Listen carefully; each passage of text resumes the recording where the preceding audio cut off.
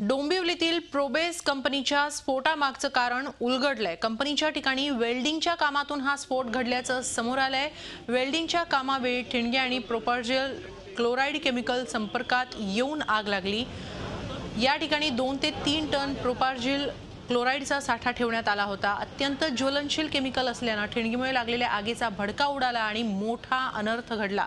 महाराष्ट्र शासनाच्या औद्योगिक सुरक्षा आणि आरोग्य संचालनालयाच्या अहवालात ही बाब समोर आली आहे। स्फोटाच्या कारणाबाबत सामाजिक कार्यकर्ते राजू नलावडे यांनी आरटीआय अंतर्गत माहिती मागवली होती। त्याला उत्तर देताना या स्फोटाचा हा उलगडा झालाय। जो स्फोट झाला प्रोबेस कंपनीत जवळजवळ 2 महिने आज झाले आणि आम्हाला स्फोटाचं खरं कारण समजत नव्हतं। त्यामुळे मी आरटीआय टाकलेला औद्योगिक सुरक्षा आणि आरोग्य संचालनालयाकडे। त्यांनी आज मला उत्तर दिले की स्फोट हा क्लोराइड म्हणून एक अति ज्वलनशील पदार्थ आहे। तो 2 ते 3 टन त्या इथे होता फॅक्टरीत आणि फॅक्टरीच्या जवळ वेल्डिंग चालू होतं। वेल्डिंगची ती ठिणगी त्या क्लोराइड या ज्वलनशील पदार्थावर पडली आणि त्यामुळे त्याला आग लागून थोड्या वेळाने स्फोट झाला असं कारण दिलंय। यापूर्वीचं कारण वेगवेगळे डिपार्टमेंट वेगवेगळे सांगतोय, पण आज ते खरं कारण आम्हाला समजलेलं आहे।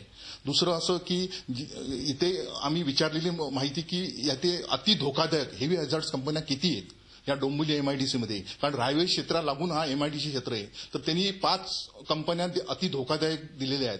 त्या धोकादायक कंपन्या इथनं कोणत्याही परिस्थितीत शिफ्ट करणं आम्हाला वाटतं की यात 450-500 कंपन्या त्यापैकी 5च कंपन्या जरी शिफ्ट केल्या तरी आम्ही रिलीफ म्हणून जगू, कारण त्या धोकादायक कंपन्या डिक्लेअर केलेल्या आहेत औद्योगिक सुरक्षा विभागाने।